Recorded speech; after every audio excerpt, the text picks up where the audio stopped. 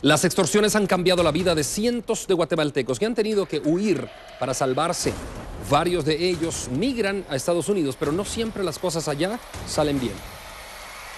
Según los estudios de Conamigua y otras instituciones que luchan por los derechos del migrante, revelan que un aproximado del 10% de la población guatemalteca migrante que reside en Estados Unidos toma la decisión de abandonar el país por extorsiones. Los mismos estudios indican que familias completas, hasta de 7 personas entre estos menores de edad, han tomado la decisión de emigrar, ya que son intimidados por pandillas de perder hasta la vida por no hacer los pagos elevados de extorsiones. Las instituciones han determinado que más del 90% de estas familias son retenidas en los controles migratorios, por lo cual solicitan asilo en Estados Unidos.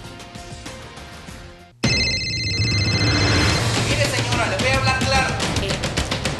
Si nosotros no entregábamos ese dinero, pues sabía dónde trabajaba mi esposo.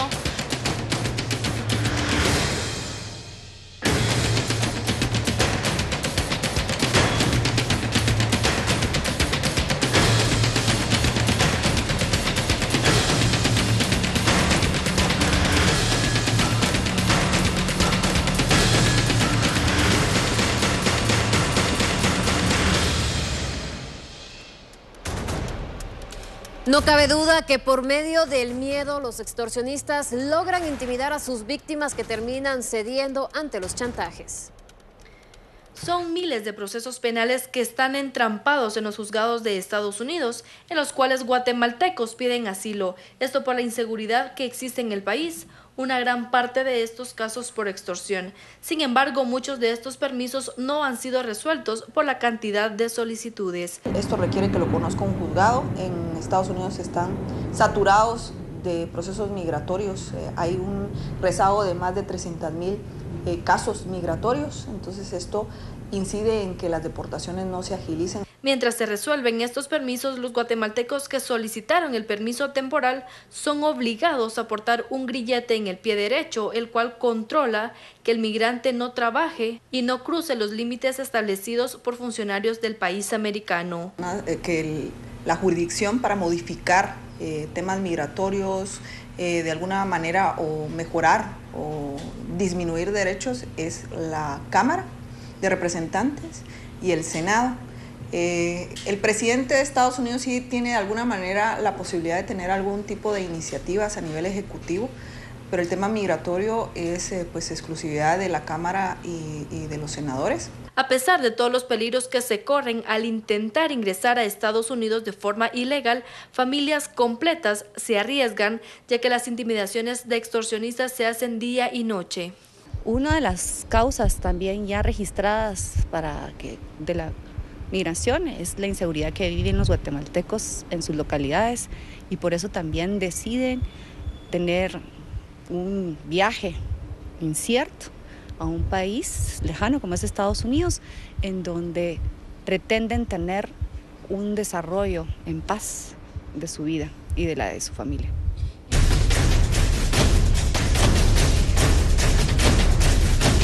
Casas y comercio han sido abandonados en varias zonas de la ciudad. Lo próspero que algún día fueron estos lugares, hoy son solamente un simple recuerdo.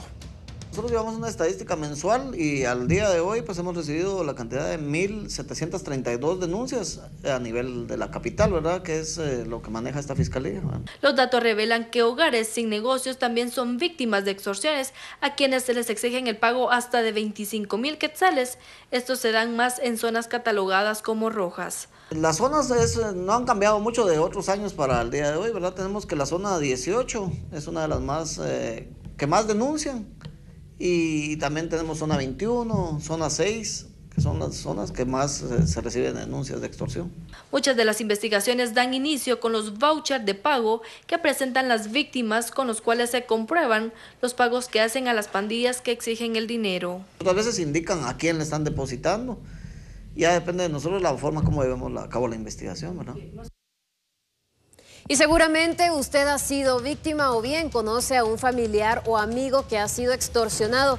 Una mujer comparte su testimonio de este trago amargo que tuvo que enfrentar.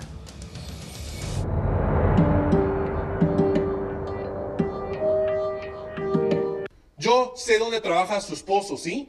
Necesito plata, 25,000 varas. Que la llamada entró a las 7:30 de la mañana y para la 1 de mediodía pues querían esa cantidad de dinero. A la 1 p.m. me tiene que ir a poner ese dinero, ¿me escuchó? O se hace la estúpida, ¿no? No, ¿verdad? Usted no es estúpida, me va a ir a pagar ese dinero.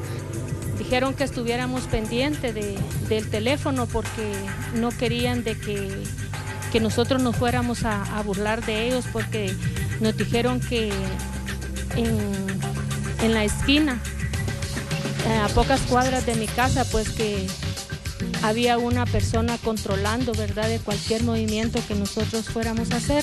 Si nosotros no nos atrevíamos a ir a hacer ese depósito, pues que yo personalmente, yo me tenía que subir a un vehículo y ahí entregarles el dinero a uno de ellos. Que rompiéramos la boleta, el número de cuenta que nos habían dado y que nosotros no habíamos hablado con nadie, no habíamos depositado ese dinero a nadie.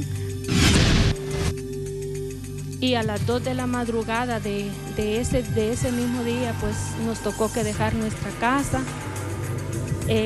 salir como que si nosotros éramos los delincuentes, dejar todas nuestras cosas, dejar toda una vida de trabajo.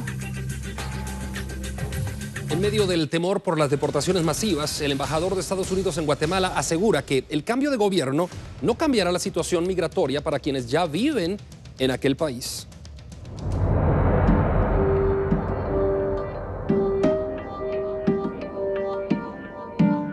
El embajador de los Estados Unidos acreditado en Guatemala, a pesar de que se ha elegido a un nuevo gobierno en su país, esto no cambiará para nada la situación migratoria para miles de indocumentados guatemaltecos que radican en ese país del norte. Inmediatamente la situación migratoria en los Estados Unidos no va a cambiar. Tenemos hasta el 20 de enero para instalar el nuevo gobierno. Y tenemos que esperar. Todd Robinson espera que las autoridades guatemaltecas le den continuidad a diversos proyectos, así como la aprobación de leyes en la nueva elección de la Junta Directiva del Congreso de la República y continúen también en el tema de las reformas al sector justicia.